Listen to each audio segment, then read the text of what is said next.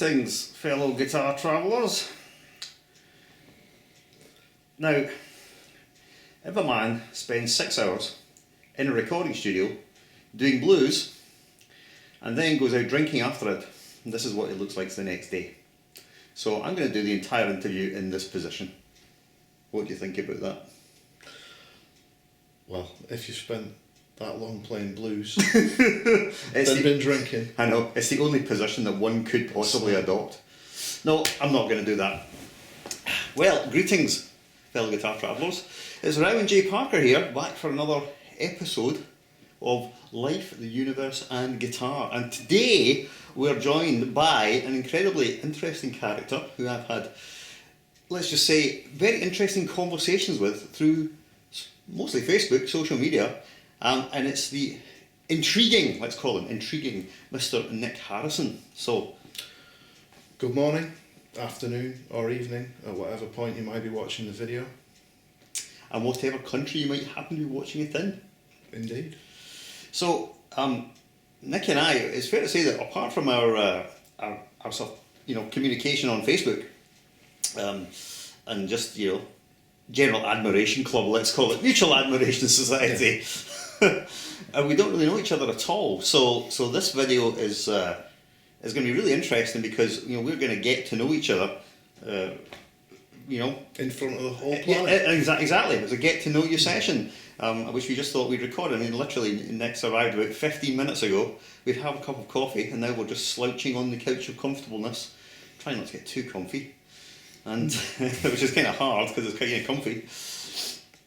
And we're just going to see what happens. So I mean, this could go incredibly well, and we'll be in an hour's time or however long it is, we'll be bosom buds, or it could be like, I hate that guy. I'm not ever speaking to him again. This guy's a prick. I'm sure that won't happen, but it's going to be interesting to see what unfolds, and I've got no idea where this conversation is going. I suppose you don't either. Not at all. Alright, good. So we're just going to start talking and see what comes out. Seems like a plan. Absolutely. Alright, so without further ado, I'll try and extirpate my memories of that blues session yesterday, which actually went really well, but my capacity for enjoying blues reaches a threshold fairly quickly. I mean, usually after the 9th chorus of a 12-bar blues at 60 beats a minute, the patience starts to wane somewhat, I find. I'm not a blues fan at all. Or you say like you just alienated half the planet there. No, I've got to say that nor am I, to be honest. When it's done really well, I can appreciate it, but the levels of self-indulgence, become incredibly boring for me very quickly, which is kind of ironic because this is a charge that's often levelled at guitar players like me or shredders. Oh, that's so indulgent! Yeah, but I didn't just solo for 10 minutes on a 12-bar blues, did I? I did my 16 bars and 10 trillion notes and then I left. If it is indulgent, what of it? Well, maybe it's indulgent. You don't mind it being indulgent? Well, to what extent does that make a difference? Well, I think possibly you've just got to. I suppose if you're playing to people that enjoy listening to that. To my mind, I know I'm going to probably alienate 2/3 of the rest of the people watching. Blues is indulgent. Yes, there's an indulgence in blues. Culturally, we're stuck with looking upon it as the basis upon which rock came from it in one direction, jazz came from it in another direction. And yeah, it needs to be respected as the basis upon which these things happened. But in terms of indulgence, why are we going back that far and looking upon it as something you really want to be still playing? So what you're saying then that you. So what's your, I'm not trying to get you, the point of what you're saying is, you're saying that we shouldn't be doing it? No, not at all.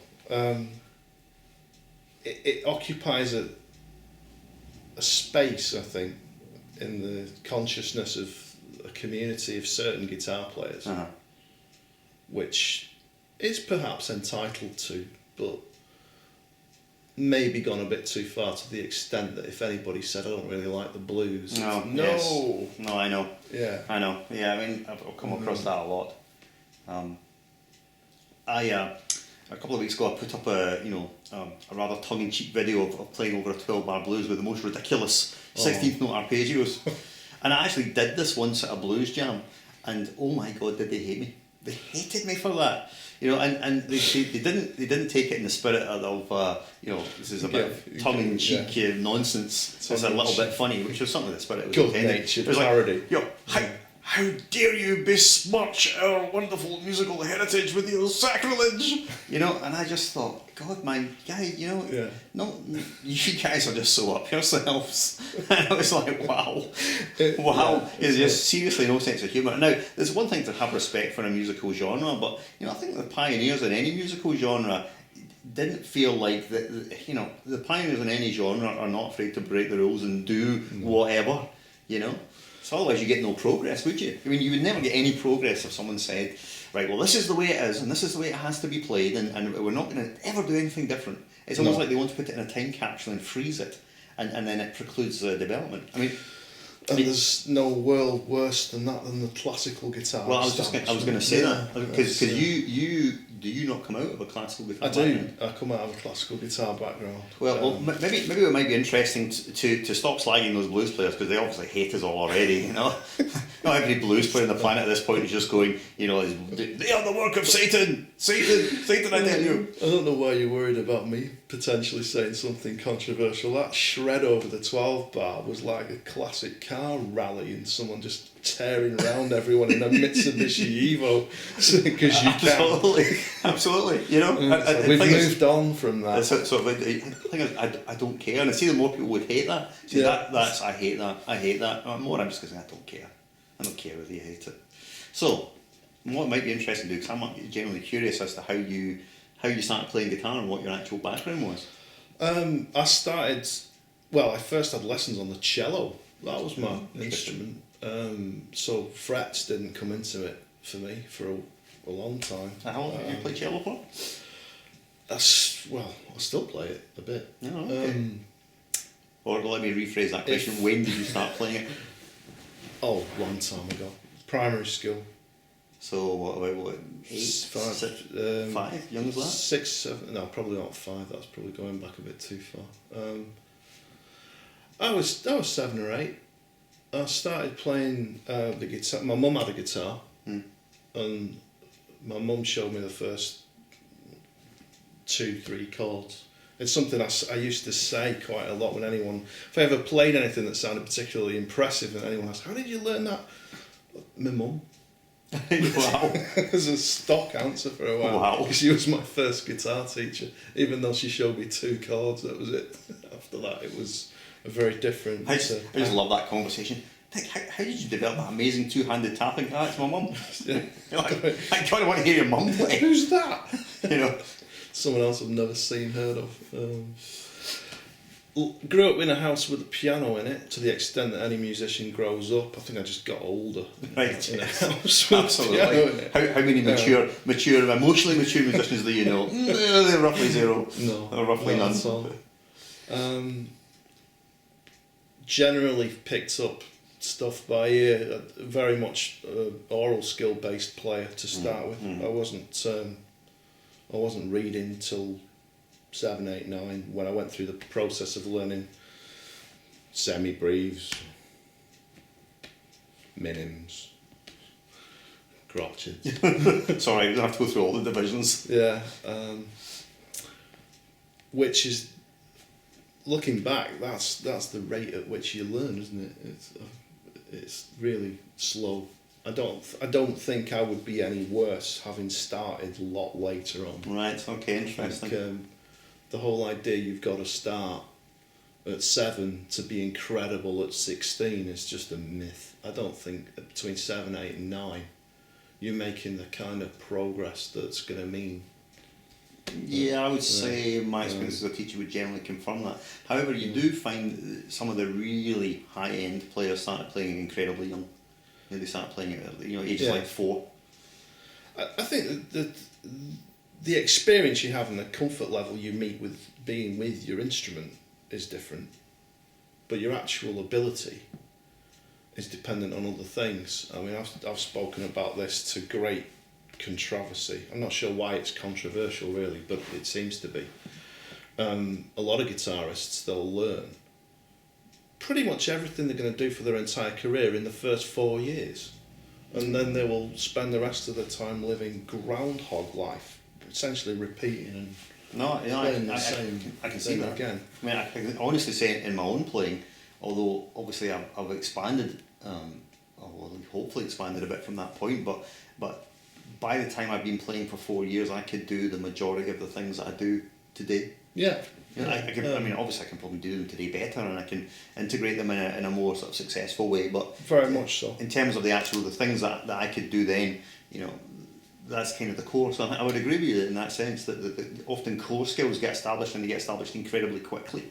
Yeah. And then you know you might develop them in other ways, but I often think that people fundamentally, you know, you can hear the sort of musician they're going to be or become after just 2 or 3 years.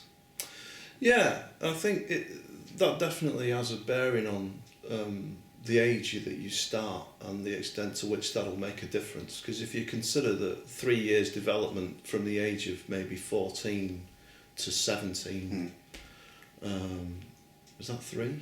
Well, yes. 4, nearly. But if you compare that with 7, 8, 9 and 10, it's a totally different culture. It's a different.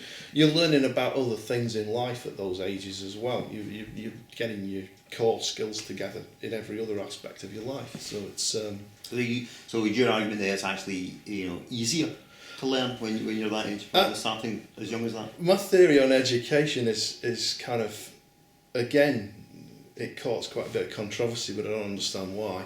I mean, in the end, when we're kids, we're in the culture of learning. Mm-hmm. We don't actually learn any differently as adults. We just get out of practice of learning. We actually get out of, when we're at school, it's part of our culture and it's part of our like day-to-day lives, learning new things. I mean, I suppose though, if you're a teenager, say between sort of, at least to the age that you leave secondary school, I mean, you're still in that culture of learning, I guess, aren't you? Yeah, I think, I mean, I've taken more lessons since I started teaching than I took before. And to some people that sounds insane. No, I don't think so. Some people consider that to even undermine what it is that I do. Well, why would that be the case though? Well, I think certain people are a little bit insecure. Certain people need a lot of reassurance that what they're doing is important and significant. I think that comes to an extent. I think I'm no different from them. But I mean, surely anybody that's I mean, for me at any rate, that if you're someone who teaches and you're interested in trying to transfer your skills to other people, then surely, you know, for me it's self-evident that it's incumbent upon you to also look at your own development and take steps to ensure that continues to happen. I mean, there's no point becoming a teacher who just says, well, do what I tell you, but don't do what I do. So, I mean, I'd agree with that. You've got to commit yourself to development, and even though, for me anyway, what I find is that, you know, I'm still committed to my own development, but I find that it tends to be, it's obviously a lot more incremental in general. I think to an extent. Sort of sideways motion rather than a forward motion sometimes. Or the skill set is expanding, but it's not, you know, it's not, these are ancillary things which are not necessarily I'd agree with all specifically guitaristic. I think, however, when it comes to students looking for a tutor, the politics of the business of education comes into it, where they will look for a tutor who's teaching more than they're taking lessons. Well, I don't think that's unreasonable.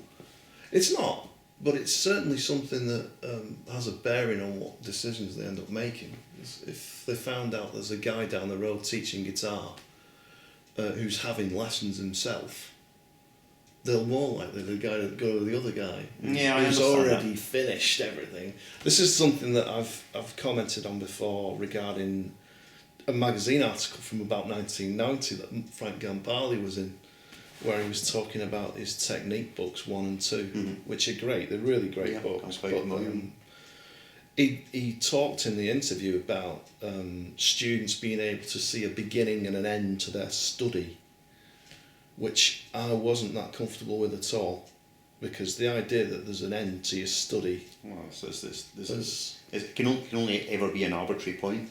it was probably a misjudged comment and remark that ended up in the magazine that I've probably focused on perhaps a bit too much, but at the same time, to introduce the idea that you're going to finish learning, No. it's a bad idea. No, that's incredible. I mean, the thing yeah. is, well, I mean, I think for some people that they do get to a point where they either they stop learning, not they finish learning, but they stop learning because for whatever reason that might be, because either they don't want to learn anymore, or it gets to the point that they don't feel that they need to learn anymore because the skills they have are sufficient to do whatever they want to do. Yeah. So, for instance, I mean, this analogy might be, let's say, you're a guitar player in a function band, in a wedding band, and you only need to be good enough to fulfil that function.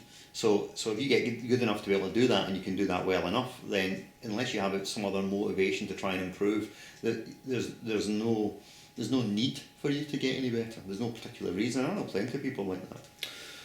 Yeah, and that's, I suppose, a culture amongst musicians, which is fine.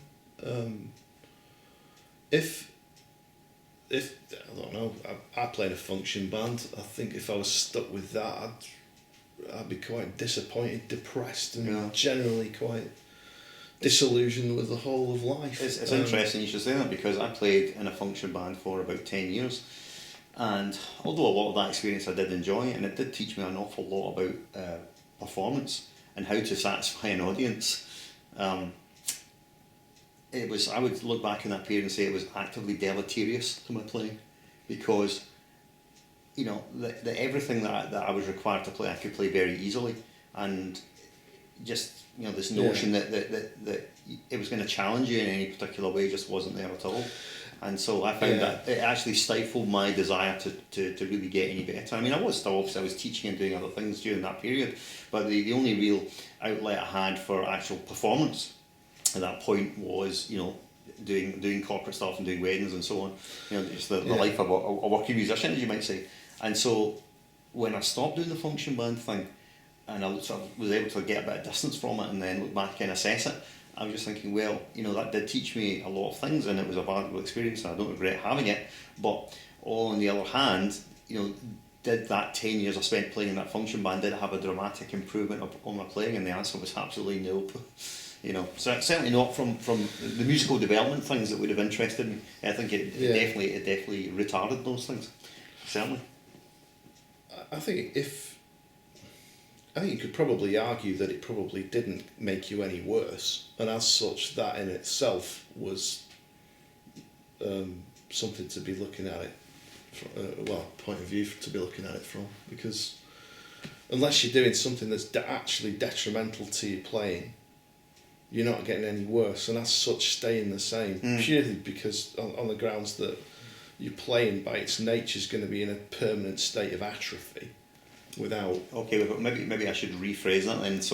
Permanent you're probably correct. servicing. You're probably correct that my playing didn't get any worse, but if you think about those 10 years, if I spent that time in another way, devoted to some other sort of endeavour, what difference would it have made to my playing? So the reason I'm bringing this up is because I would say that actually my playing has improved a lot more since I stopped playing with a function band, and I actually stopped performing live really altogether, pretty much, apart from just the odd thing here and there, because I was able to much more focus on my playing, especially when I started doing the online stuff. Because I'm never going to put up a video of my playing that I don't feel is at least at the very worst acceptable. Yeah, well, you certainly haven't. Well, I don't think I put anything bad, because if I thought that it was a bit substandard or a bit poor or I could have done better, I'll just either I wouldn't release it, or I would just think, right, well, I can do better than that, and I'll redo it. But because you sort of you self-impose these sorts of standards upon you, it forces you to reach for that higher sort of level, I guess. I mean, there's multiple perspectives you can use to I suppose, assess a scenario like playing in a function band for 10 years. I mean, I've played in a function band for a long time, and my kind of focus of attention there is to actually make sure what I'm doing is as well as I can possibly do it. Yeah. So, I mean, if we ever really played a song we've all played without drifting the time a tiny bit, have we always hit a note and got it exactly the way we want it to sound? Right. We always played a solo on a Stevie Wonder tune and it'd be exactly the way we wanted it to come out. To my mind, I mean, I'd rather focus on however much it might not compare with the latest Megadeth album or that kind of technical prowess. It's like an attention to detail in another way. I think when I played with a function band, I felt the same way. Yeah. I wanted the band to be really tight. I wanted us to be, to Whenever sound like a I'm really, doing- really good band. I wanted it to sound as it is on the record, As close as possible. because anything less is something to keep in mind to improve for the next gig. To Fair my enough. mind. Fair enough. Which, So I mean that's a different sort of thing, isn't it? I mean you're still coming from a sort of perspective from a culture of excellence, but you're implementing it in a different way. well, it's just different objectives. I mean, if your objectives are to play the guitar really well, then you've got to start by reverse engineering the result that you're looking for. If you're looking to play a Stevie Wonder tune really well, and you do that, then you'll probably play it as well as it can ever be played with a certain measure of technique that you have. If you're looking to play Passion and Warfare start to finish without missing a note, you're looking at a totally different objective. That's playing the guitar really well, exploring it from the point of view of I don't even want to call it a more advanced objective. It's just a different objective. Yeah. It's a technical objective rather than a musical objective, which is something that a lot of people miss, I think, who play. It's like, I want to play really well. Playing in a band isn't going to help. It is. You're going to learn to cooperate with other people. You're going to learn to fit into a situation and make a contribution to it rather than be the hero all the time. Yeah, absolutely, absolutely. I think, obviously incredibly difficult for guitar players, especially rock guitar players who are obsessed with the soloing and improvisation, to try and subsume that part of their personality and just say, well, there's a point for me to be the star, but it's not all the time. I'm going to get my moment of glory, my 8 bars of glory. And really, to be honest, that's all you should get. Because unless you're unless you're doing like some sort of solo project and people are actually, Joe Satriani prepared to come and see you or watch you play solo guitar for an entire gig, you're going to have to get used to the fact that you're going to play in a band and you're going to contribute to the band, but it's not all about you. It's about the collective, really. I mean, it's about the singer. Yeah, it's about the tune, isn't it? I think everybody, I don't know whether or not it's just me, I think everyone who's played in a function band's done Sweet Child of Mine at one time. Yeah. And then at the end thought, you know what, it's the solo, I'm just going to push this out a little bit more than normal. I don't know, is that just me? I can't remember what I did when I played it. I think I tried to play it fairly sort of note for note. Well, here's just a funny aside. I had one of my students say, see those things called slash chords? Is that what the guy from Guns N' Roses plays? And I was like, yes it is. Might as well say, yes. The slash chord known as D major. That's right. And C major and G major. Yeah, those are slash chords, certainly. Definitely. So we kind of spun off in a completely different direction there, which is fine. So what I'm curious so you started playing cello and then you played classical guitar. Was that your background? that was my background.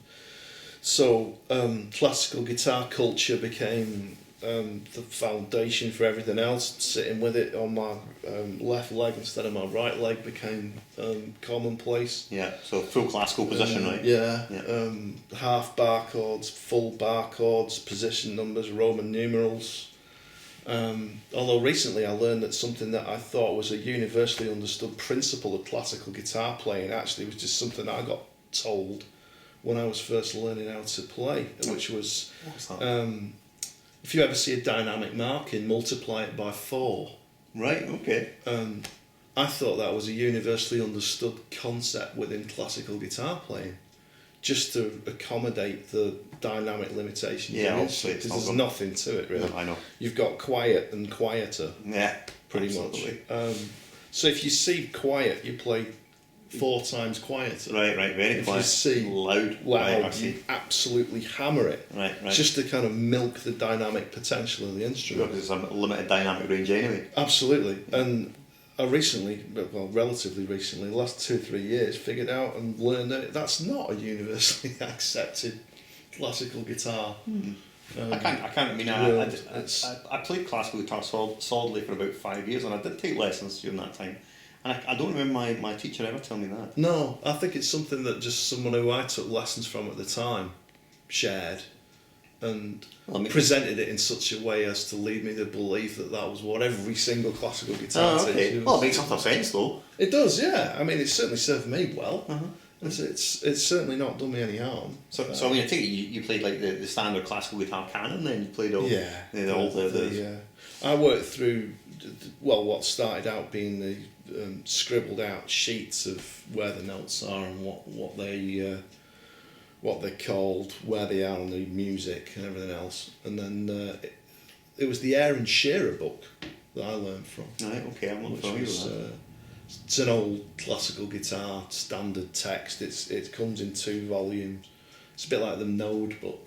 Right, okay, yeah, I'm Everyone familiar knows with that. the Node Yeah, book. I'm familiar with that. I came to the Node book a bit later, because that's got some great repertoire in it, especially the second one. It does. But it was the Shearer book, the Aaron Shearer book for me. That was the path I was on. Right, okay, and you were having lessons, so that was kind of a I thing. I had lessons with a number of different tutors at different times. Classical was my kind of thing, right. And I loved it. Yeah, so did I when I played it.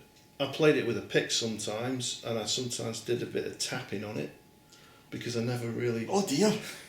It's all coming out now. It was the same notes behind the same strings. The same notes behind the same frets on the same strings. It's as far as I was concerned. So anything I liked that was done on an electric guitar, it was just a guitar. Right. Yeah, no, that's where I looked at it as well. I didn't really kind of think it's classical, therefore I need to use my nails. The electric guitar came a bit later for me. I was maybe 12, 13, and a whole new world of potential got opened up, because I was always led to believe, by whatever it was that led me to believe it, that electric guitar was harder to play. Oh right, wow. That's what I thought. It's just not.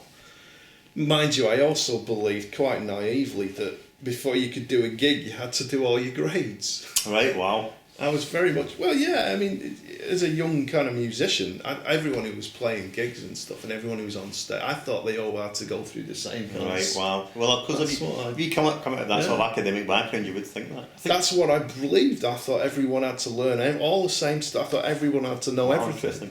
Interesting. So, the idea that I went to a gig in a pub when I was a teenager, and the guy on stage actually only knew the 7 chords he was playing, it was like, what are you doing? Right. What do you mean? Where's the music?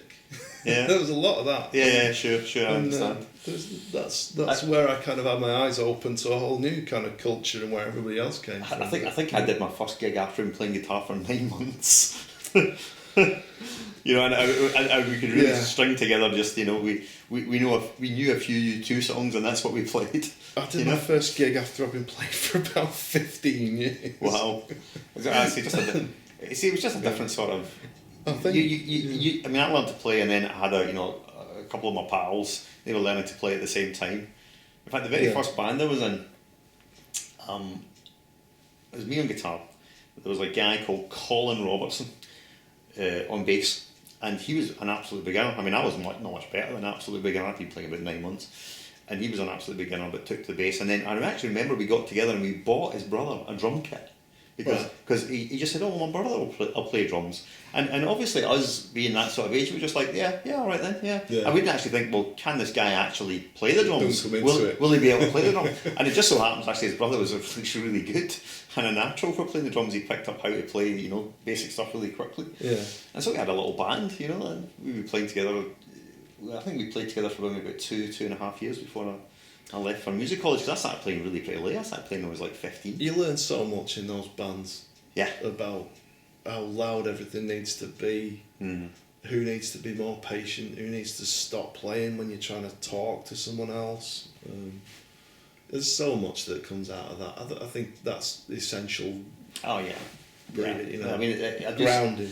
I mean, I find certainly the students that I have that do the very best, the ones that do the very best, of course they're diligent about their practice and they do all the stuff you set them, and they're enthusiastic, but crucially they've got an outlet for their music, whether that is just even if they play with one other person. But the guys that do the very best, they have a little band that they play with, and they're picking up stuff on their own hook, so they practice the stuff that you give them, but they're also learning things on their own. They're playing with the band, and then you can see that those skills developing, whereas the guys you just teach, for instance, you give them a lesson every week and they don't have any other outlet, and they have got no experience of playing the instrument in front of anybody other than you. It's obvious that the outcome is never going to be as good. It's just never going to be as good. No, although you occasionally get the one kid who totally breaks the mould and just ends up in a band and gets it all straight away. Yeah, there's always the outliers. There's always the outliers. That's 1 in 300 odd. Yeah. See, instead of breaking the mould, I think I was the mould, as in the fungus. Yeah. I love playing in bands. I mean, the classical guitar and the classical guitar community, it is very much a club. Yeah. And if you start people are even not that keen on amplifying the thing. Oh no, I know. It's just, I've got a guitar. It was made by Peter Barton up in Addingham in North Yorkshire, and it's beautiful. He put a pickup in it for me, and it's outstanding. But plugging it in the company of other pure classical guitarists, it's like a complete anathema to everything they're led to believe. Especially when you turn the distortion pedal on. Yeah, delay. I mean, I use delays quite a bit with classical guitar. Nice. I think it's got a nice sound. I think it's got a great. I'm not frightened of technology at all. I think it's great. I think that maybe the whole way to summarise this part of the conversation is that if you try and put music into a box and try and freeze it in time and say that it cannot move and you must play it in this way and this is the way it has to be done, then basically the music's dead. At that point the music's dead, and all you're really doing is just perpetuating something that really isn't going to go anywhere. It's because you put it in a box and you want to constrain it and you want to stop it from becoming anything else, and that's just not the way things happen. I think it depends. I mean, I think what you're speaking about there is what I'd call a museum culture. Yeah, absolutely. And you get certain musicians who are museum curators. Yeah, I agree. But then again, the couple, Glynis and Brian Radford, who I learned A-level, they were my tutors at A-level, run a project called Tapestry of Music, and everything's authentically medieval. They are a medieval band, and they play medieval instruments in an authentic manner. Well, that sounds awesome. In costume and everything like that. In costume? Getting dressed up? It's completely... Awesome. And they drink the wine afterwards. That's amazing. I want to join this band. It's incredible. That I don't object to. In terms of museum culture, they are very proudly presenting on a thoroughly authentic basis an education experience and an evening of music. Which I can't fault. I think that because it isn't pretending to be anything else. No, fair enough. So I think when I speak of like museum curators and the classical guitar community, I think it's fair enough to the extent that they're comfortable and happy doing it. Oh, sure. It's only really when they start trying to influence the development and improvement and evolution of the instrument. No, you can't do this. I think that's when you've got to draw the line. Maybe it's also it becomes almost like a cultural libertarian perspective on things, might be to say, look, you can play the instrument in any way you like and you can play anything you like, and you have the freedom and the right to do that, but don't try and dictate to me what I can and cannot do with the instrument and the music. Yeah. You've got no right to do that, and you've got no right to try and impose your value system, your belief, or your opinion on me. Because you have the entitlement to your opinion and your own agency, and I have mine, and you just cannot start dictating to people what they can and cannot do. That's what I find objectionable and annoying about all these curated museum pieces. So when you get to, you know, the blues purists or the jazz Yeah. purists, when you get them in every genre, you know, or every established genre, you know, there's these arbitrary rules, and you always think, well, who actually came up with those rules? Who actually sat around them and said, right, well, this is okay and this is okay, but this is definitely not okay. And I also wonder why human beings want to do that. Yeah, It just seems like a crazy thing, especially something as open as music, where, you know, it can develop in any way that you can imagine, and it's a bit like walking into you know, an orchard that's full of these trees laden with fruit, and you know, there's wonderful stuff, and what you're going to do is you're going to pick up a half rotten apple lying on the ground and gnaw moodily upon the pit, you know. And it's, you're like this is just mad. It's like you've got this world, but it's like you don't want to go out to the world because it's just too terrifying, and you'd rather put yourself in this little box where you're comfortable.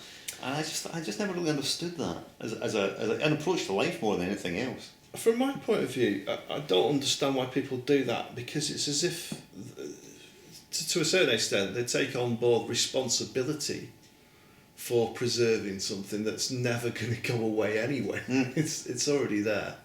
I mean, it's not going to take any more purists to make anything any more pure. Yeah, absolutely. Purity is never going to be distilled.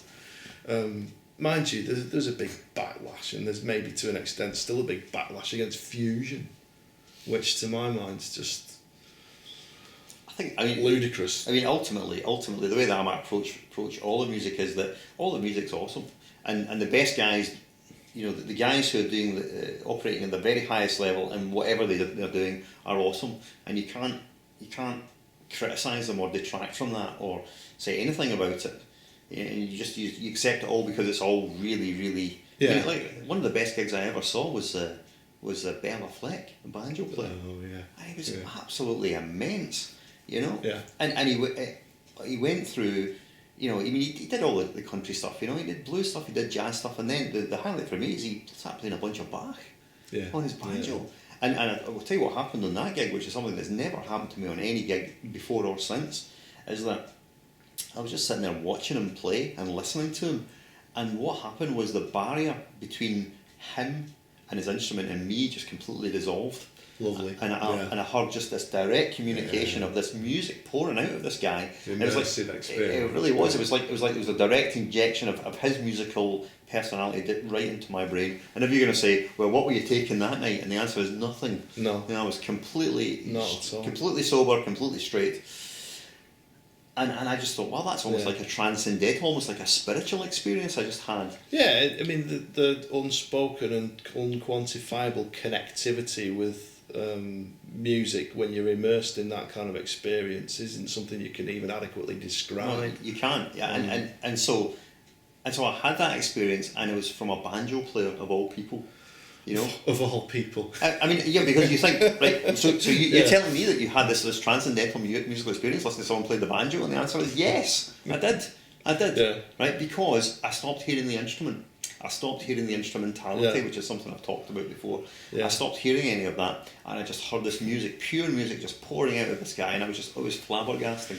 It was absolutely flabbergasting. It's curious you should mention that. I mean, it confirms quite a lot of the things I've been thinking and working on and talking about for a long time regarding the engineering of instruments. Because the engineering of all instruments is essentially a framework of limitation. Yes, it is. And that framework of limitation is, I suppose, used by the player to the extent that they're capable of using that framework of limitation. Mm-hmm. And when you find yourself in a place where the limits of the instrument have suddenly disappeared because somebody's challenged that. So it's a wonderful place to be. It is. It is. Well, Roy Marchbank.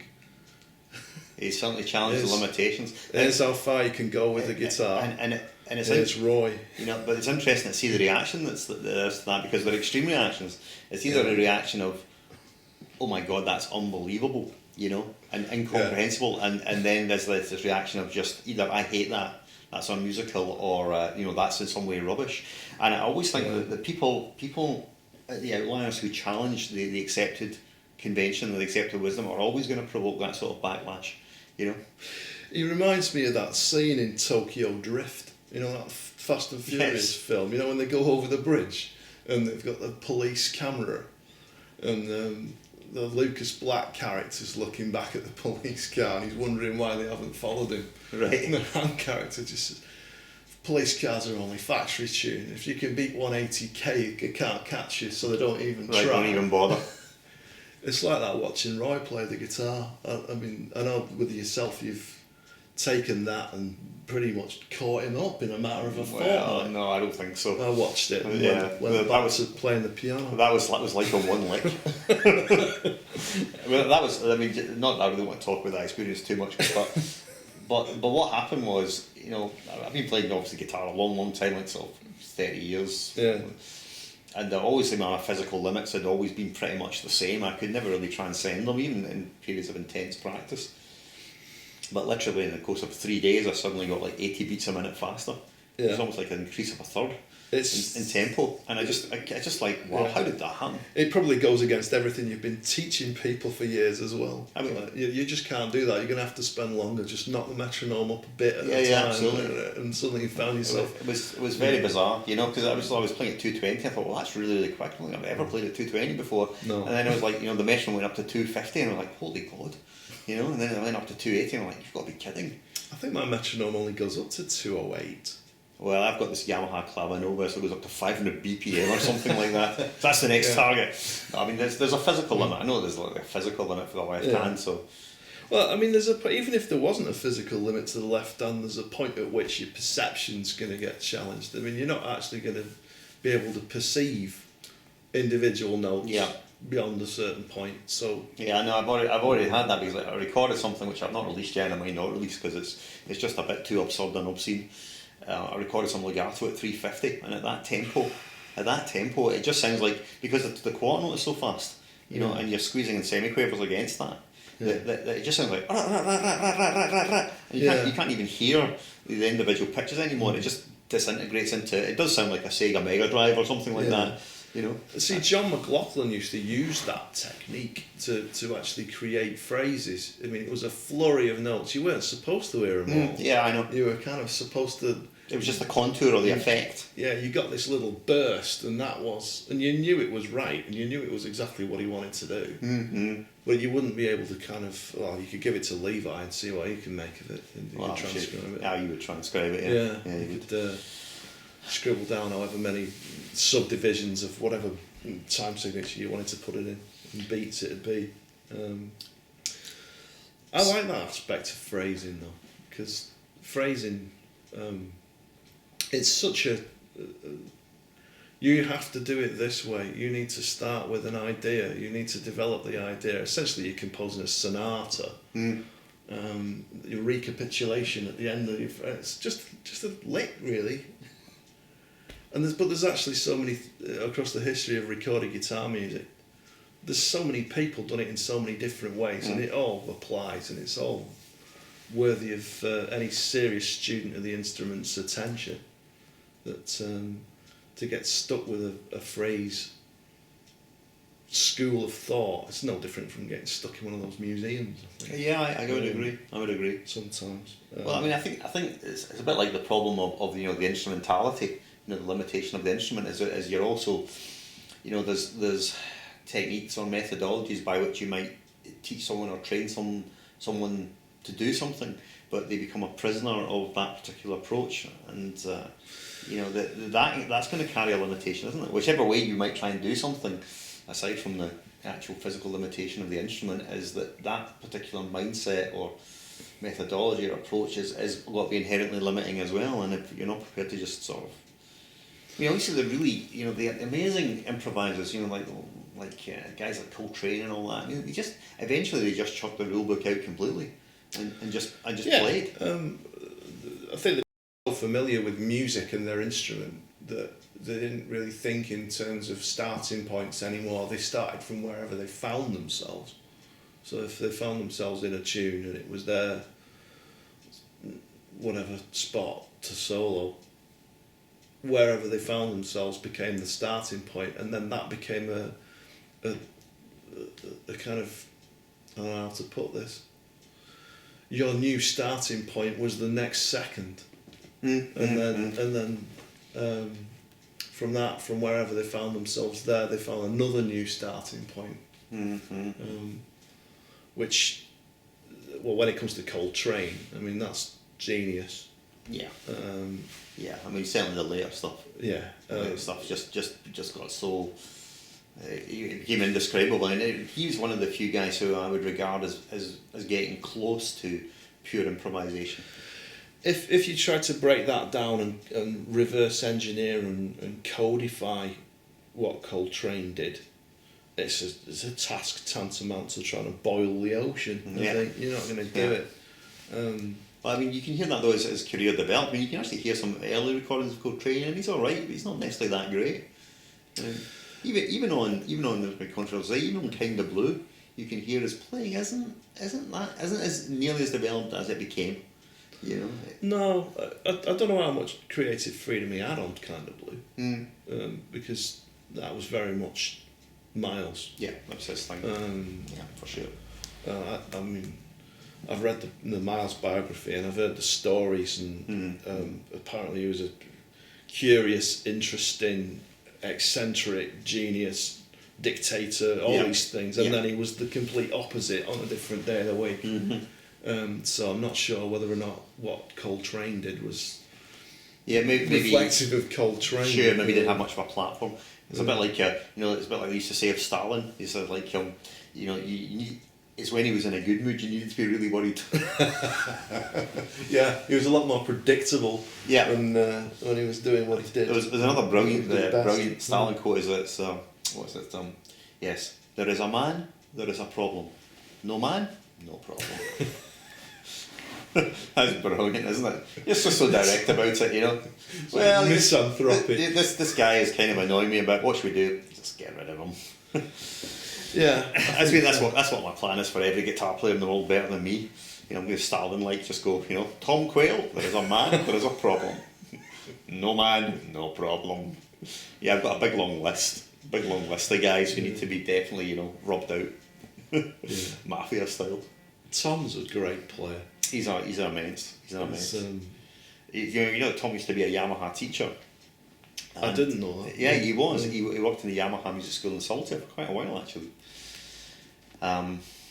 But with someone like Tom, even in the early days, I mean, you could hear his potential, and you just kind of knew, he wasn't going to have a career as a Yamaha teacher. Oh no, he was going to be, it was really just a staging post. But I remember one time, for those of you who don't know, I'm a Yamaha instructor, and one of my jobs is to train teachers for Yamaha. That's what I do, right?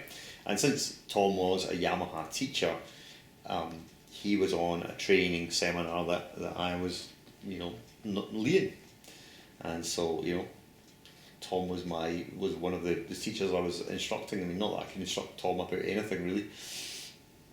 And it's the only time in my career as a Yamaha instructor I've had my ass thoroughly handed to me on a plate.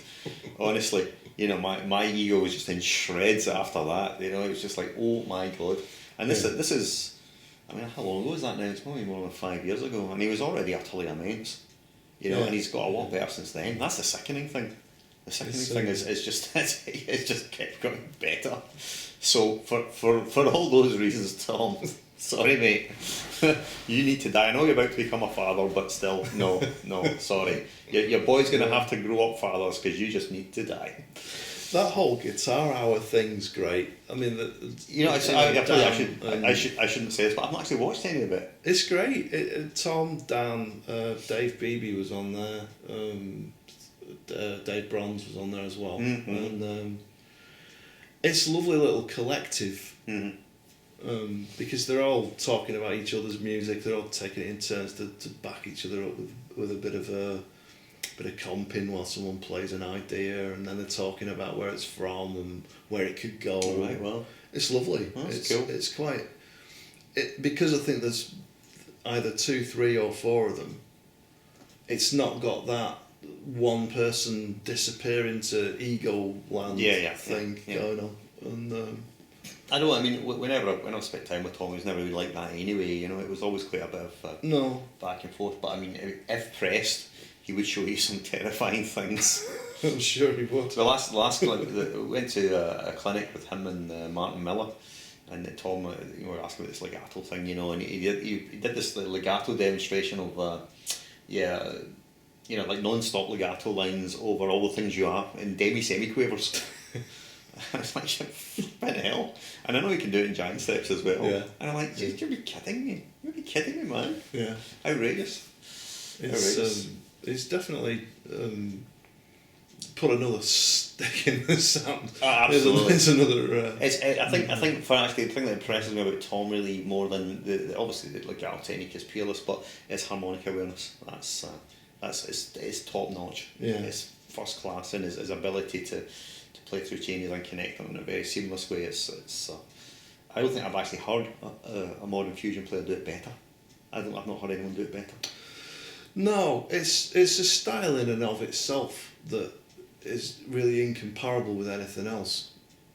Fusion, because it got taken down so many different little roads, but it all kind of meets up in this collective. If you've got a John McLaughlin album, you've probably also got an Alan Holdsworth album, and yet the two things are fusion, but the difference between the two. I'm actually thinking I've got a new fusion that I'm going to create. It's easy listening death metal. Yeah, I like it already. Yeah. So a new album's going to be out in the summer. Just book your copy now. Pre-order roundjparker.com. Easy listening death metal. So you could just put a Napalm Death album on really quietly. I think that's brilliant, isn't it? Slayer on it. Yeah. Just audible. Warm.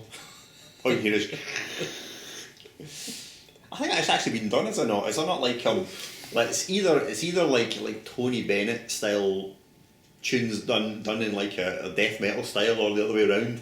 It's like there's a Paul Anka album that's full of tunes like "Jump" by Van Halen, done by a full big band. Okay. But I think it's like it's either that sort of easy listening tunes but done in an extreme metal style, or the other way around, like extreme metal tunes done in a sort of lounge style. I don't know if that one. There's a band that's one of the other instructors, a guy called Stuart Shields, who's a tremendous guitar player and a freaking great teacher as well.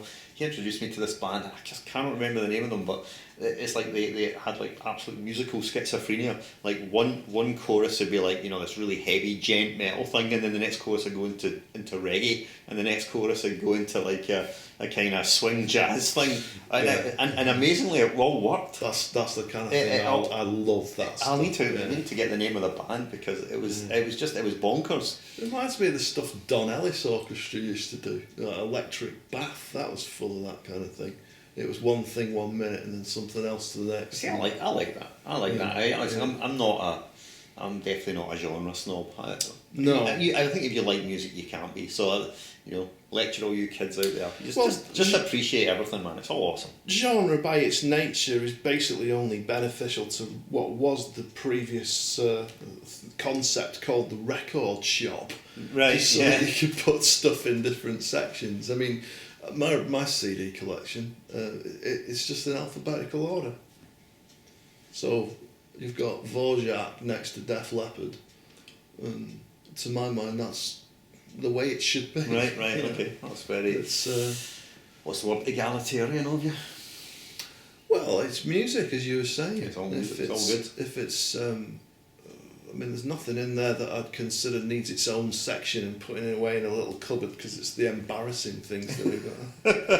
Well, I'm going to give you a copy of my album later on. You can lock that in a vault. I'm sure. Bury that in a shallow grave out in the garden.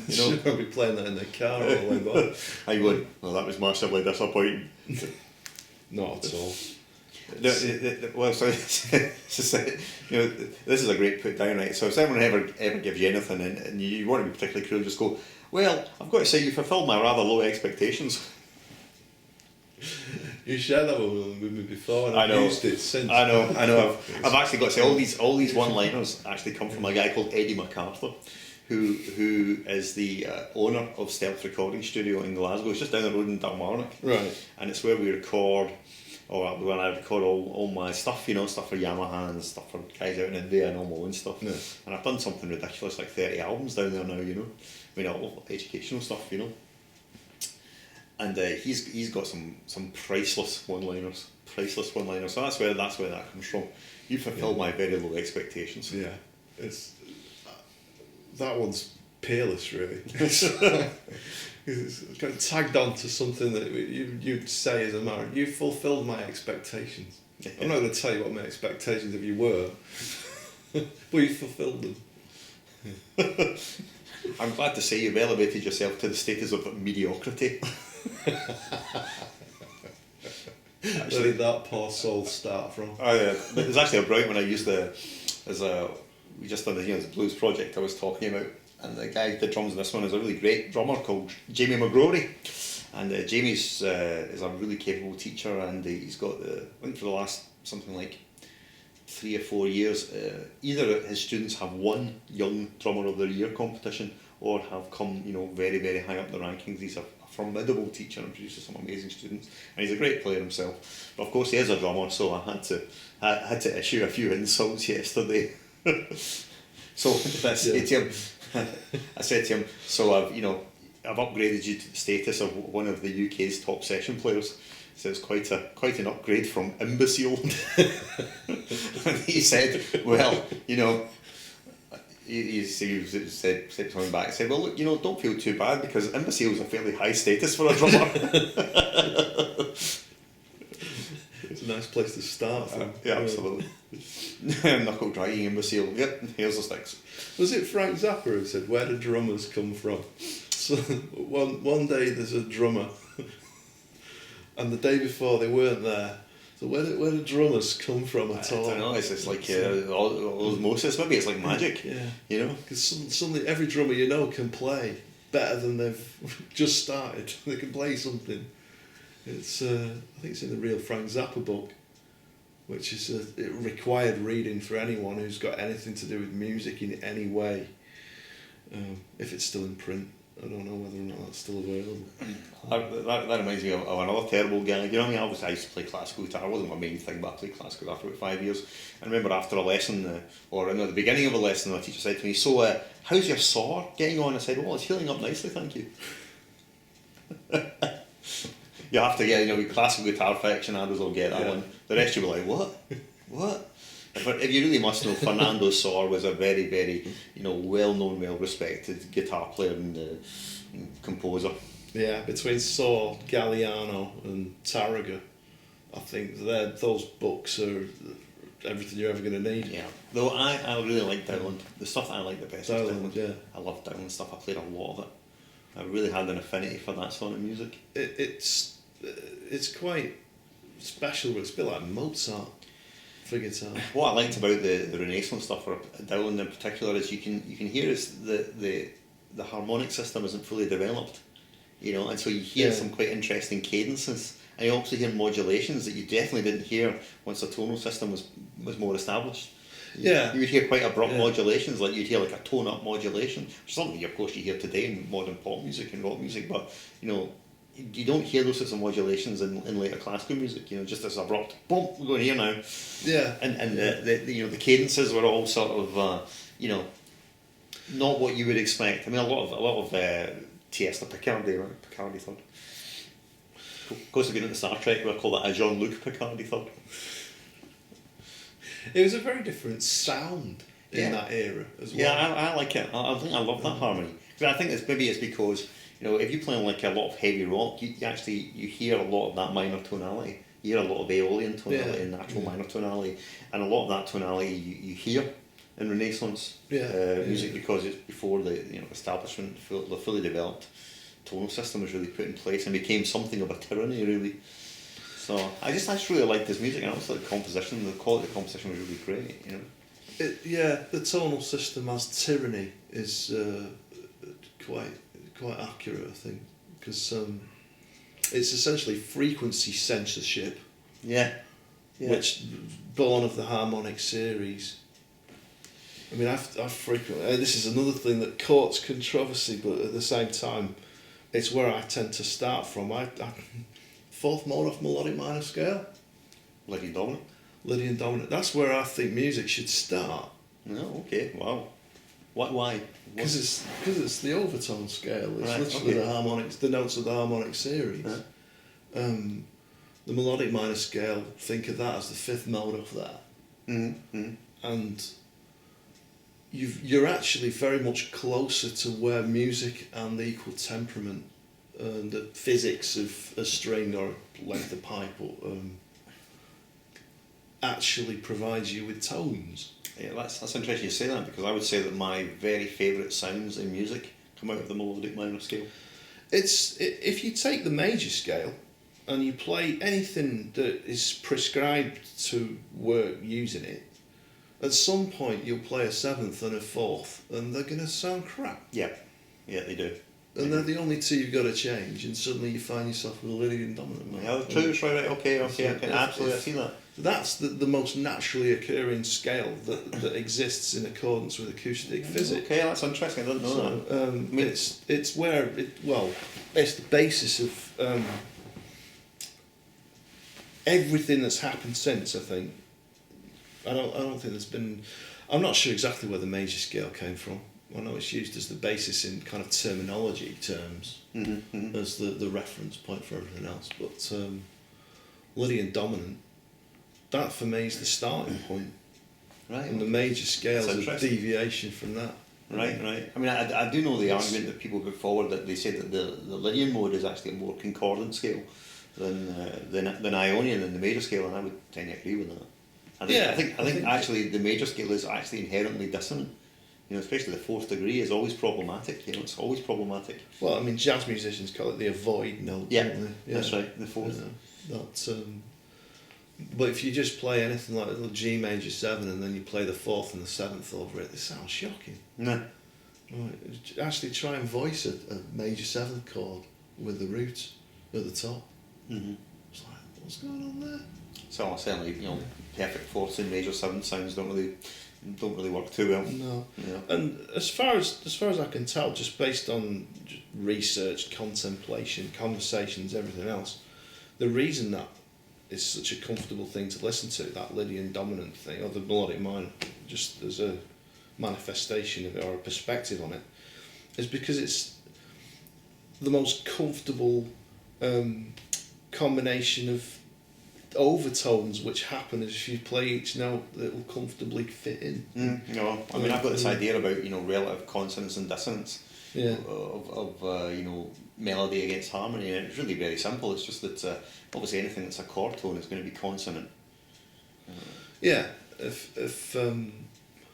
by the time you've got 4 chord tones in place, you've only got 3 left. Yeah, you've got 3 left. That's right. That's it. And the general rule of consonance and dissonance is that any note which is a semitone above a chord tone is going to be inherently dissonant.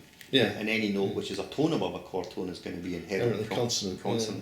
So for that reason, actually, like for instance, the Dorian mode is the most consonant mode of the major scale, because every note is either a chord tone or it's a tone above a chord tone.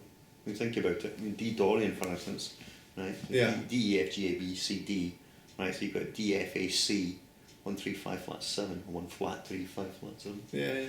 Right, so there's chord tones. So you've got the D, the F, and the A, and the C, which are consonant anyway, because they're chord tones. Then you're left with the E, which is a tone above, and then the G, which is a tone above the flat third, and then the B, which is a tone above the fifth. So it's impossible to play a bad note In the Dorian mode. Yeah, it's impossible.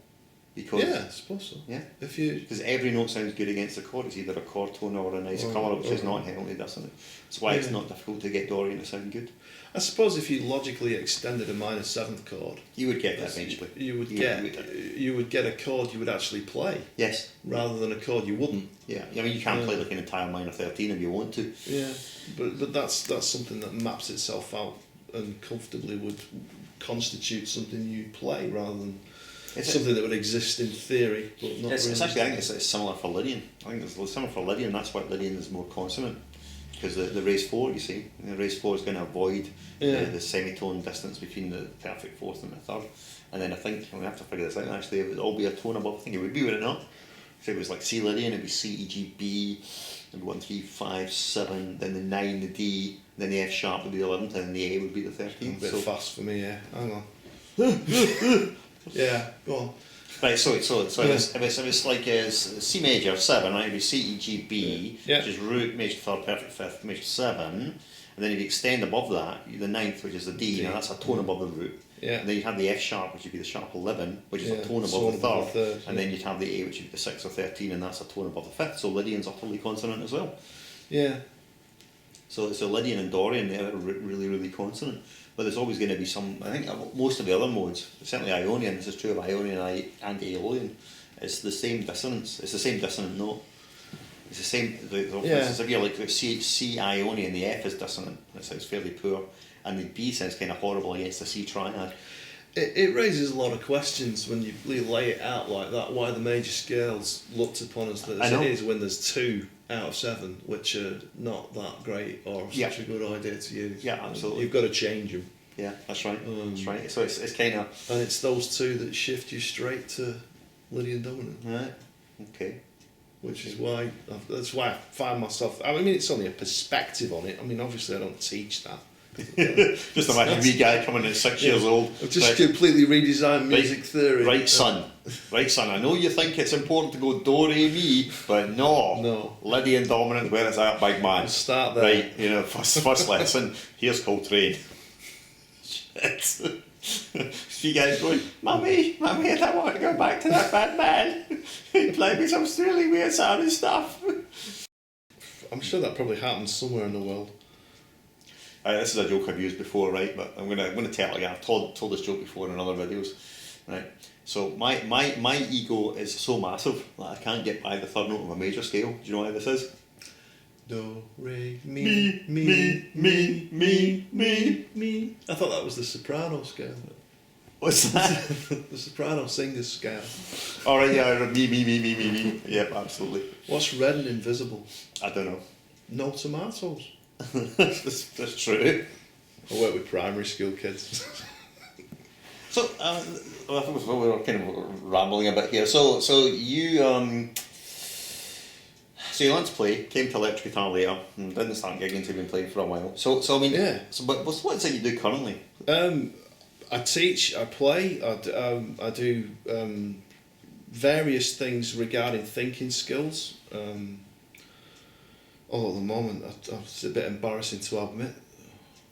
What you're saying, you're not thinking? Left behind on a music theory conversation, which I should have well, been able to keep up with a bit better. You've got to realise that I'm just like an uber theory nerd. Yeah, theory Jedi. Yeah, I just see the reason for that. See, when I actually think about chords and scales, I don't think about the instrument at all. I can think about the instrument, but I don't think you process it through the instrument. So that knowledge is just kind of like native. Yeah. There.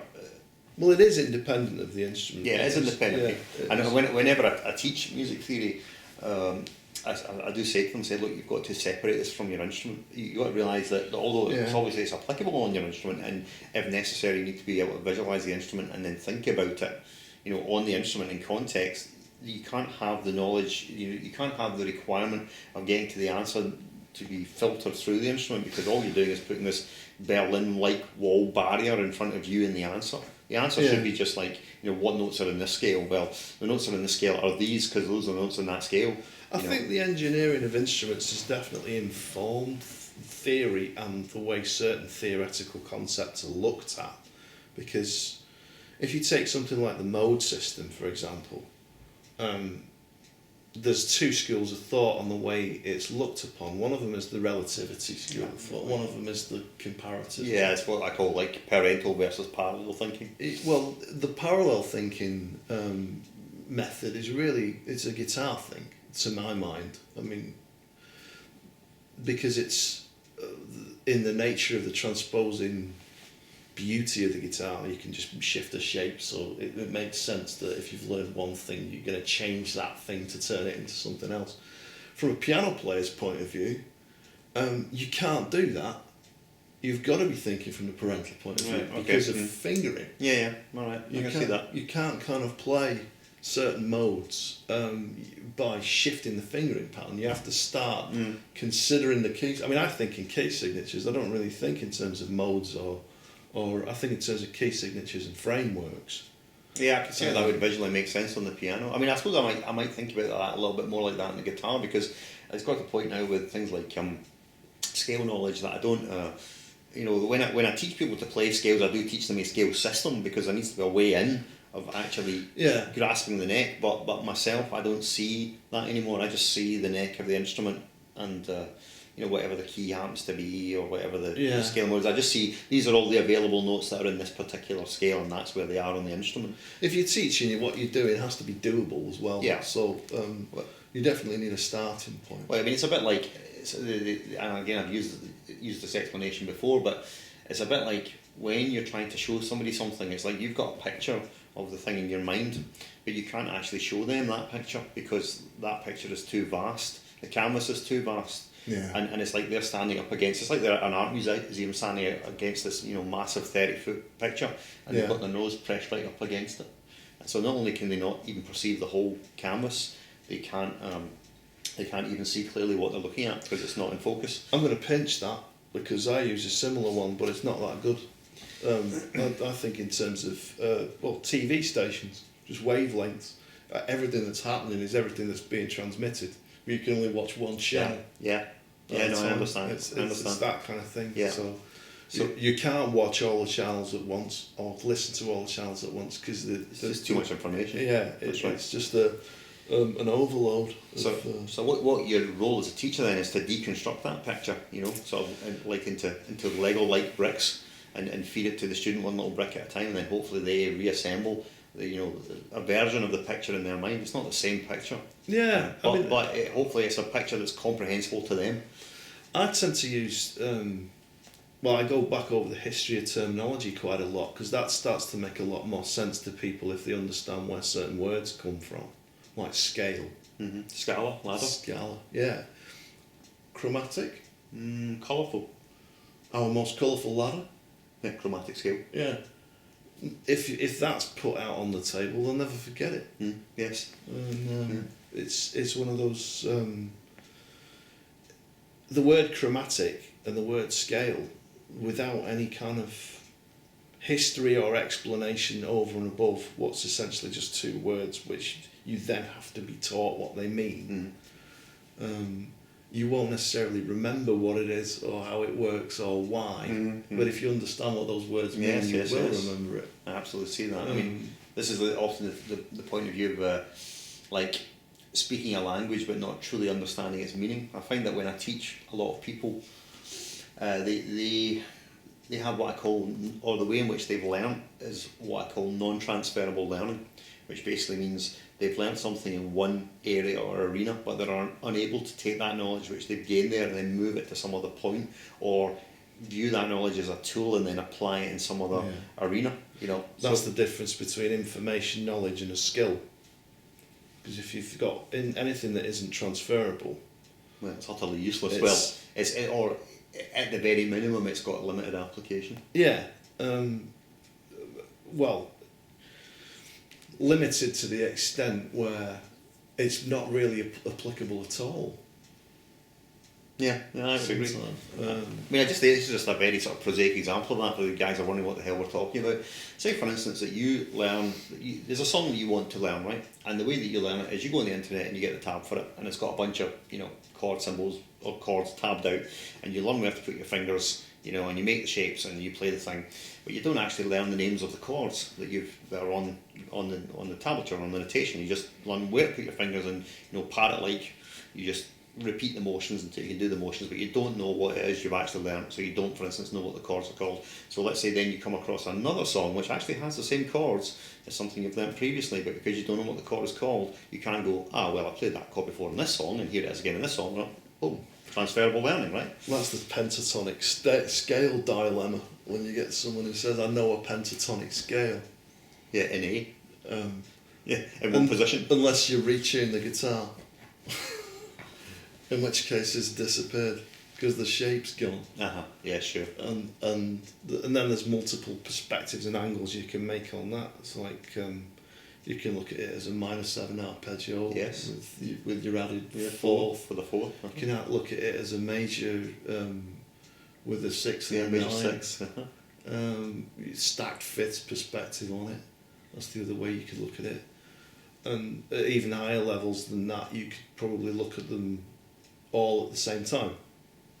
So you could be looking at that 5-note framework from as many different ways you could approach it as you could as possible.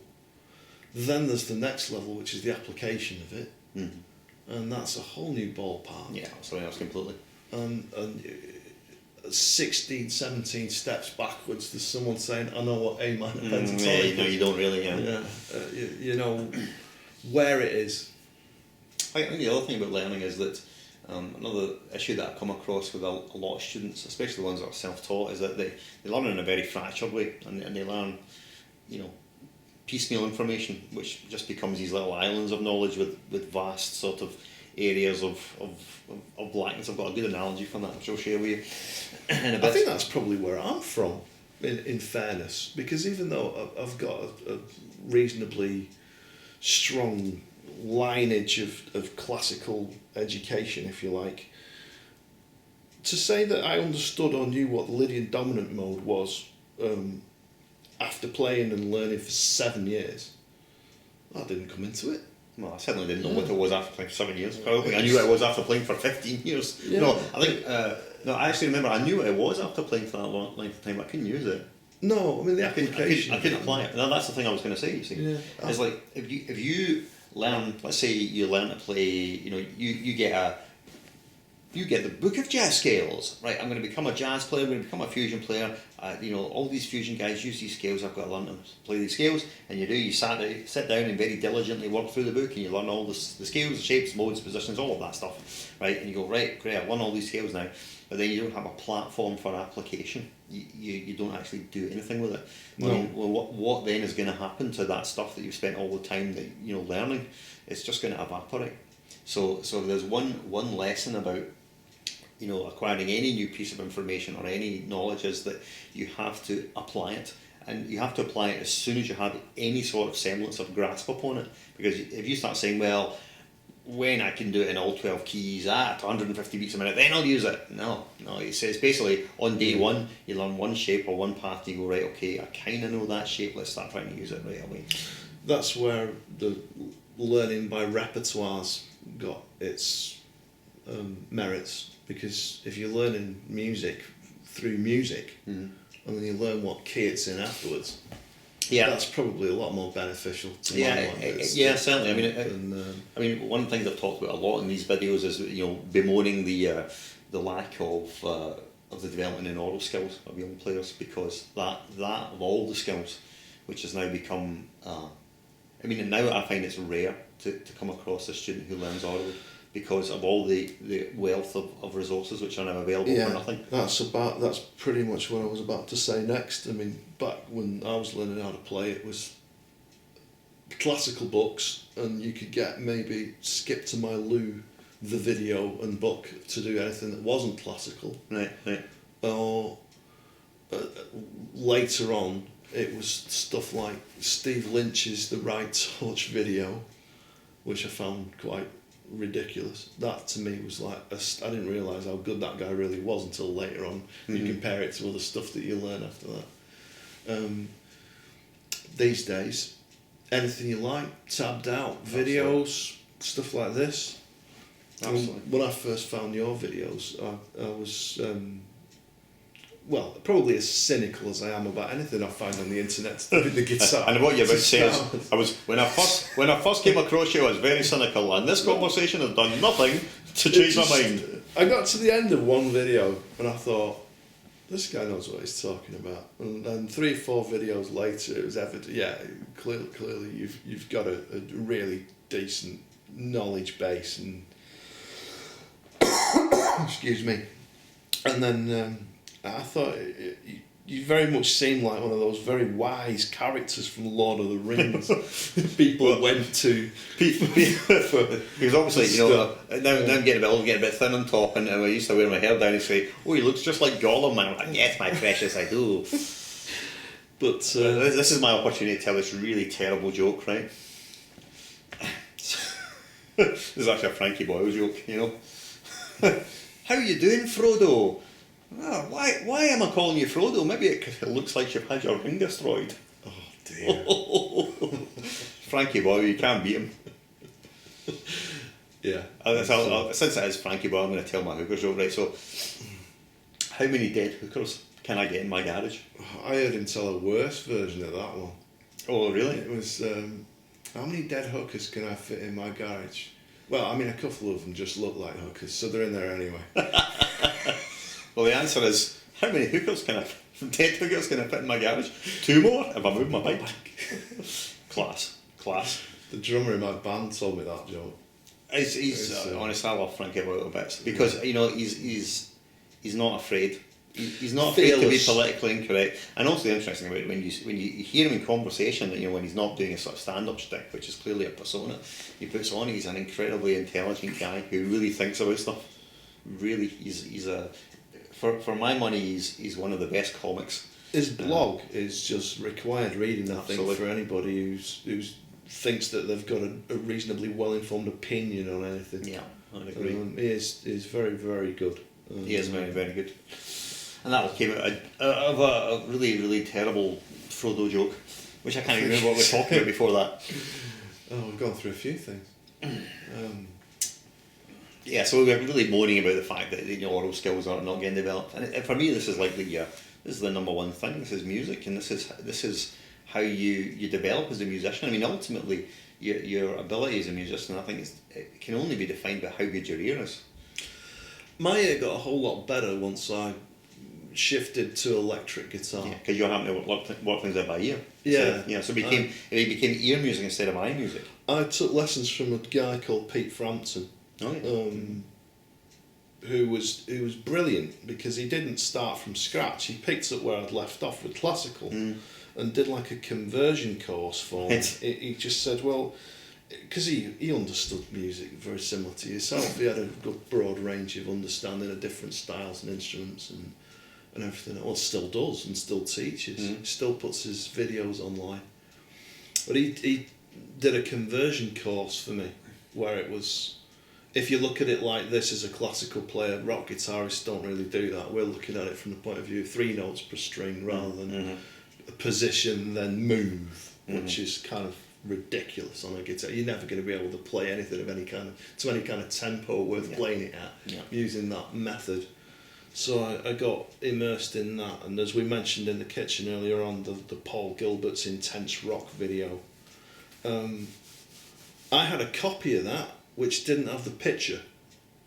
It only had the sound on it.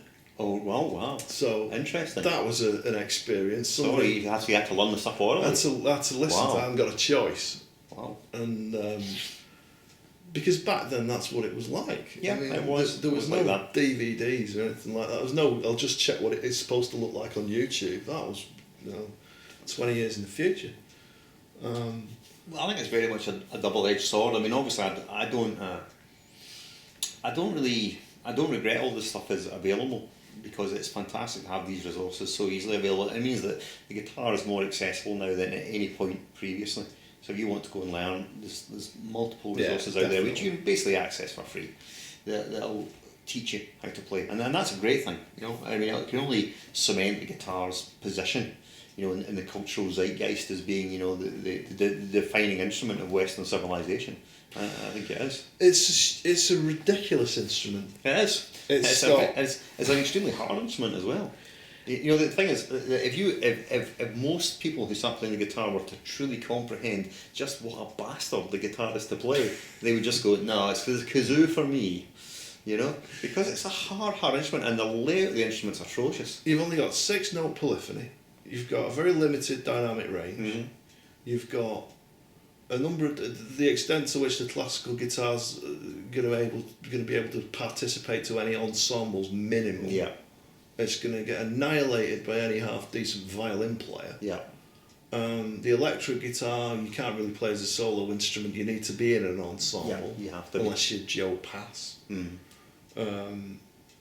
And the list of limitations that it has are a longer list than probably any other instrument there is. I would agree. Yeah. And then the list of the reasons why it's the most wonderful instrument is also a longer list than absolutely. any other instrument. You see, well. all of this absolutely ceases to matter if you're like a 10 or 12-year-old kid and you hear an electric guitar played with distortion. As soon as you hear that A power chord,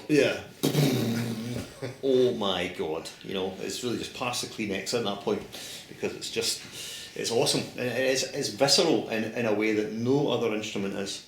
And I think it's obviously because it's a stringed instrument and you have got direct manipulation over the sound, but also it is an instrument of its era. I mean, the electric guitar is an instrument of its era, you know, in the sense that it requires the technology to function, and that technology has only been around for, you know, historically speaking, a very limited, short period of time. I've never thought about it like that before. Well, you think it being of its, yeah. It is. It's a product. It's a product of our technological society, because it just wouldn't have been possible before. I suppose because I just think guitar. I don't think electric or classical or anything. Well, I mean, it's true. A guitar is a guitar, but the idea that the electric guitar has a instrument independent of all the kind of types of guitars. Yeah, I would say because if you think about how it actually functions in a band, it is quite different. I mean, you couldn't really. I mean, you're not going to go into Bon Jovi and suddenly swap out, you know, Richie Sambora for John Williams. No. So in that sense, it's a completely different instrument, even though it's the same six strings tuned the same way. You know, it's in a lot of ways it's not the same. Yeah, I mean, you're comparing a JCB to a rally car because it's got four wheels and a steering wheel. Yeah, it's not the same vehicle. No, it's not the same vehicle and doesn't do the same Do job. the same job. Yeah. Well, you don't want to paint the analogy of John Williams sounding like a JCB. Well, John Williams wasn't a bad electric guitarist, actually. He was in Sky. Well, I was never really that fond of Sky, to be honest. I think I kind of liked it because I like the idea of a classical guitar player playing an electric guitar. Right, yeah, sure. Because, I mean, for me, there's not that many people do that, apart from maybe Chris Broderick. Yeah, I mean, John Williams for me is, I don't know, can't think of another player who does it as well. I mean, I know that. I mean, there are bound to be some guys, but you know, he is one of the instruments pioneering yardsticks by which you can comfortably measure others, and frequently they're not going to come up to that. Absolutely. He's just awesome. And you never, I saw a gig in Glasgow a few years ago. It was him, John Williams, and John Etheridge playing together. Yeah, interesting. John Etheridge, jazz man. And I've got to say, John Etheridge is by no means a bad player, but by God was he outclassed that night. And you could see that John Williams, honestly, his attitude was, I'm just slumming it with the boys tonight. This is this brilliant little moment, and basically reading the whole gig. Yeah. And the pad in front of him, he was just reading the whole gig, yeah. Effortlessly. And there's this one little bit, right? And you see John Etheridge is there, pools of sweat lashing off him, trying to keep up, and John Williams has just got this zen-like aura about him, utterly calm. And just one little moment, he just went, he was playing, right, and he just took his left hand on the string, his right hand, so he just went,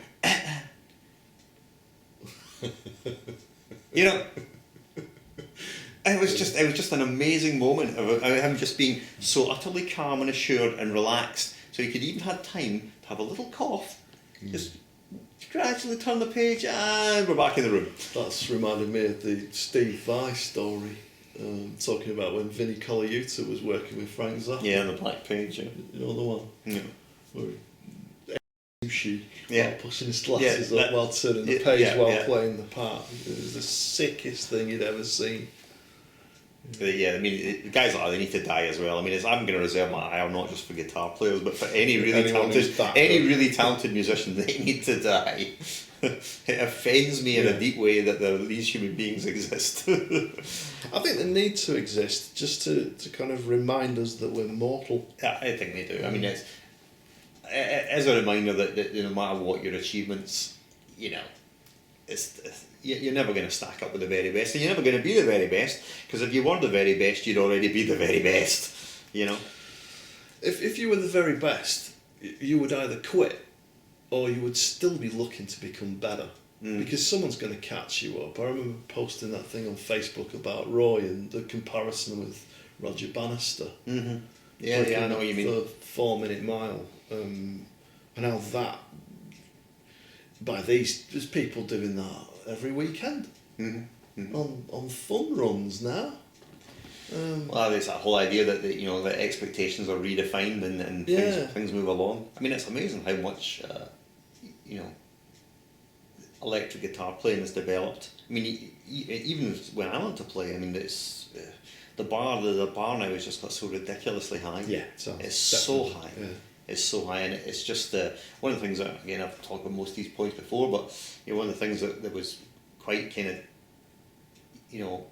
what I found very challenging when I started doing the online stuff was, I've always thought I was a fairly good player and all that, but because you're not really aware of all the guys who are coming up, and then I watch some of these guys and I'm just like, holy God, Yeah.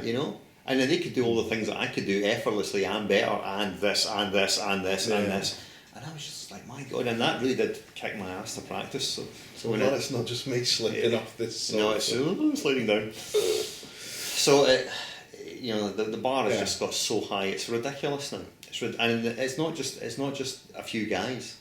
It's not just like a cream of the crop of and there's loads of guys. Yeah. You just see a guy and he's just like, I've never heard of this guy before. This guy's immense. Yeah. And then there's the videos of some guy just playing on a street corner in Brazil through an amp, and he's doing everything every bit as good as anyone else you've ever heard. Who's that? He's just there today. There's another guy tomorrow doing better. Yeah. There's a guy, I don't know if you've seen this guy, and I can't remember his name, but I've seen a couple of his videos on Facebook, and he does like mentally accurate shred electric guitar, but he plays with his fingers. Yeah. You've seen that guy? He's a Spanish lad.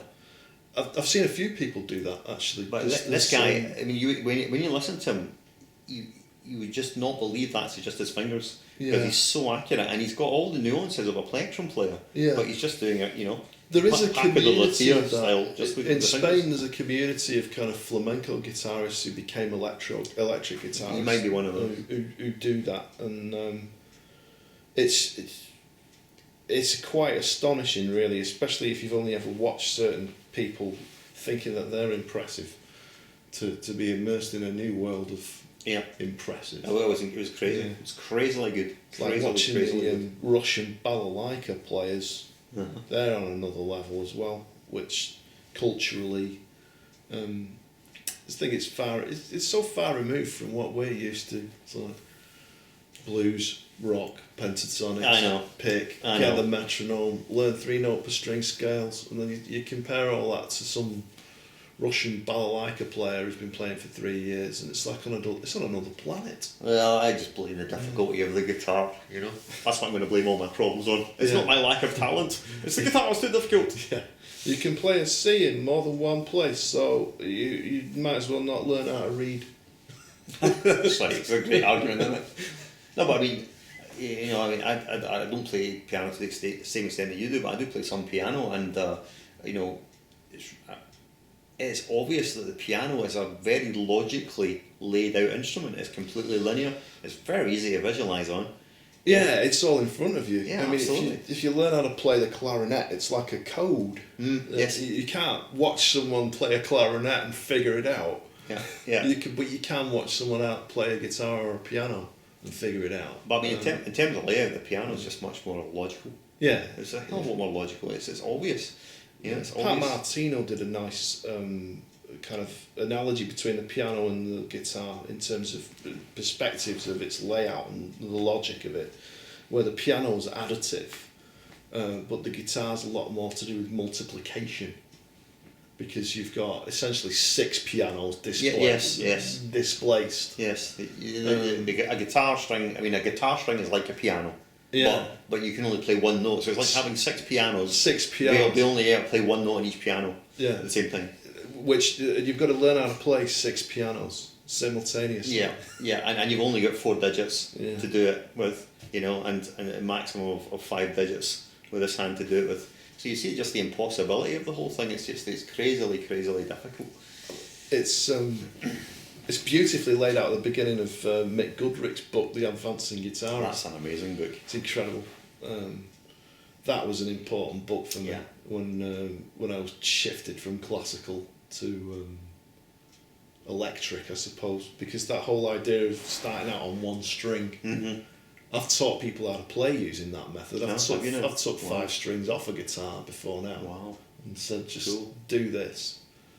And it works. It works beautifully, because it makes perfectly logical sense that we started out with an instrument that did that, and then we added strings to it later. Mm-hmm. And it's very effective. if you haven't got anything else to play with, then you're going to figure out the maximum potential of a single string pretty quickly. True. Because you've zero distraction Mm-hmm. from a technical point of view. Mm-hmm. It's certainly. I mean, I did crazy things when I was learning how to play. I wanted, just like anybody else did, to be the world's greatest guitar player. And I had 6 quite cheap, nasty guitars that had 1 string on each at one point. And I'd spend like a bits of each day just playing on 1 string. Wow. And that came from Mick Goodrick's Right. fancy guitar. Wow. So you really implemented it. Well, yeah, it made sense to me that if you've got a book and it's an information treasure trove, as respected as it was, not implementing it would have been pretty foolish. I mean, I only learned later on that people don't really read the books that they buy. Yeah. Whole piles of them, they never read them. It's a bit like they buy this book just to virtue signal to the guitar player friends. Well, look, I've got this book. Yeah. You know, why does it look so pristine? It's because you've never opened it. You open it, it's got a CD inside, and it's still in the packet, and the packet's still sealed. You know. I'm on my 3rd copy of Mick Goodrick's Advancing Guitarist. 2 of them have just fallen apart. I'm on about my 4th copy of the Aaron Shearer books. I'd say, you ever get very, very suspicious if someone turns up for a lesson and the guitar is absolutely pristine? I get suspicious of people who come for a guitar lesson and the pick's in exactly the same place that I put it in. Oh, right, last week. Last week. You get suspicious of those ones, yeah. Yeah, well, that's why I say you get suspicious of anyone with pristine gear because, you know, if it's pristine, then it hardly ever comes out of the case. No. Yeah, you know. I mean, you see someone turn up with a guitar that's bar to hell and is, you know, they've clearly spent the hours on it. Because if you look at that black PRS of mine, my God, it's in a terrible state. It's not in a terrible state. It's called a used guitar. Well, indeed. Indeed, but it'd be in a terrible state if it was in a glass cabinet, never played. But you can see it's you can tell by looking at that instrument that it's been played for literally thousands of hours. Thousands of hours. Yeah. You can just see because of the condition, and you can also see that it's obviously been gigged to death because you can see the paintwork and all that sort of stuff. But if you're still playing it, it means it hasn't fallen apart. No, and it it's- stays in tune. It's still a remarkably good guitar. I mean, I actually played that guitar more than any of the others. I think. I think I've seen it on You know, a couple of the videos. I mean, I Is used. it that one on the Shred video over the blues, or was it? I can't remember which one I did that one. Then was that the sometimes I do like sacrilegious shred videos on the Les Paul. Something wrong with I've got the obviously the other PRS, but see to be honest, that guitar was very expensive. It was like $4,000, and that's as much as I've ever paid for a guitar in my life. And see, to be honest, I actually think that guitar is too nice, and I don't want to play it that much. Really? No, seriously, because I just think it's just so beautiful, and it's almost like no, I'm not worthy of it. It's not like that. It's just like it's too beautiful to play almost. So I do play it, but I did some recording with it, and it recorded amazingly. I have got a couple of guitars that I have kind of semi-retired for that reason. When I say semi-retired, I don't think it ever gets to the point where I didn't play them, but one of them's a Charvel 750 XL, which was my main rock guitar for a long time. I went into what was Birmingham Music Exchanges with every intention of buying a PRS. Spent the best part of the afternoon in there whittling down every PRS on the wall down to 3. And once I'd decided what I thought was going to be the PRS I was going to buy, I happened to pick up this Charvel, and I bought that because it blew every PRS out of the water. There we go, then, eh? Well, in my hands it did. I mean, I don't know, it's a bit disingenuous to say it's better because everyone's got their own. Yeah, of course. It's just a personal preference, isn't it? I just knew that the entire time I spent trying every guitar just in one small section of the shop was not as useful use of the time as it would have been if I'd have just tried every guitar in the shop without thinking about just that one bit. Right. But you sort of convinced yourself. I'd convinced myself you that wanted I a wanted PRS. a PRS. And I had played them before and I did like them. It wasn't just because everyone else was playing PRSs or that they were revered to be as good as they were. I had played one and I was impressed because they are great. I just, to my mind, walked out with a better one. Yeah, fair enough. I mean, I'm actually not very romantic about guitars at all. For me, a guitar is a guitar, and as long as it's playable, Yeah. and then sounds good. For me, they are definitely tools rather than it's a tool. toys. It's a bat. It's what my guitar teacher in college, Laurie Hamilton, who's a fantastic player and a great teacher. He's unfortunately dead now. He died last year. Real shame. He just used to refer to it as a bat. Yeah. As in a baseball bat type thing, Tools cricket bat. rather than Yeah, toys. exactly. He said Yeah. get your bats out. That's what he'd always say. Get your bats out, and I still call him. I say, pass me your bat, and we'll tune it up. And it was for him it was just like it was a means of expression, and that's what it is. I mean, especially when my views about guitar, in fact any instrument, is this issue of instrumentality, that you have to push your musical idea through this kind of rather odd interface, which is the instrument, to try and get your musical idea across. So it is. It's just a tool, and therefore I don't sort of, I mean, I think, to be honest, the PRS that I bought is because I think possibly I bought that for sentimental reasons, in the sense that I've been a professional musician for a long time, and I hadn't ever bought a really truly expensive guitar, and I thought I actually deserve to have a really expensive guitar. Yeah. But the odd thing is now I've got a very expensive guitar. I don't want to play it. It's like, oh, it's just too nice. I mean, my most expensive guitar is my classical guitar, because to my mind that was very much where I needed to be investing in an instrument that I never really wanted to ever replace. I didn't think. I mean, I've never really bought or sold guitars on a regular basis. I don't do that either. I've got some guitars, and that's it. That's my toolbox, and to my mind, they just get repaired, serviced, and otherwise looked after and played, rather than buy that, or sell that, or No, trade. I'm not really. But I mean, actually, I think I've got 13 guitars, which probably seems like a lot of guitars, but it's not for a professional musician, because I always think It's not really at all. I know people who aren't professional musicians who've got upwards of 50. I think it's a bit pointless, really, isn't it? We have. I used to think so, and I used to kind of almost look down on them, really, and think it was all a bit silly, but I don't anymore. I look at it in a very different way. I think about it in terms of, if that's what you enjoy and that's your hobby and that's something that's for you, then I don't have a problem with it. I think that I don't think I know any professional musicians who've got a guitar collection over and above a toolbox as such. I think I've only ever seen Mike Walker play 3 different guitars. That's been it. Every time I've ever seen him play. John Paricelli, he plays a PRS or a Strat, or that's it.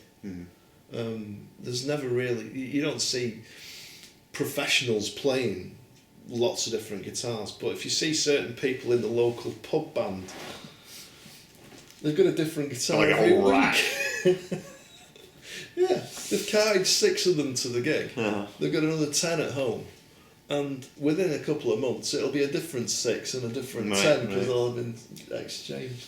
Yeah, but I think it's like I say, it's not the way that I look at it. I look at the instrument at all. It's just a conduit. It is. The instrument's just a conduit for musical ideas, and all instruments are ultimately that. And so the means of the conduit, provided it's up to the job, is kind of it's irrelevant, really. And also, because obviously I do a lot more composition stuff these days, especially for musical educational projects I'm involved with, and you realise eventually that every instrument, all it really is a colour or a texture, a sound, that just is quite separate from anything that you actually might play. It's almost like the notes you play are almost not the important thing. It's the colour or texture of that particular part and what it brings.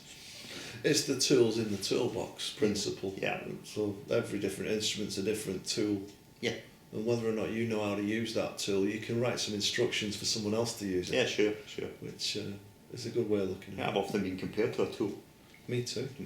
Said you're a massive tool, and I'm like, I know.